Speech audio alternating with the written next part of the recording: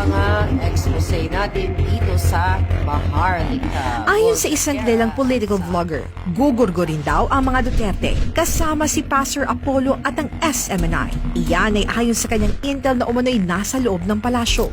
Ang plano nila, mga kababayan, sunod-sunod, okay, Sara, PRRT, then Kiboloy. Wala pang 2 taon, sunod-sunod na nga ang kontrobersiyang ipinupukol sa mga Duterte. Nariyan ang pagmukhain silang waldas sa pera ng taong bayan.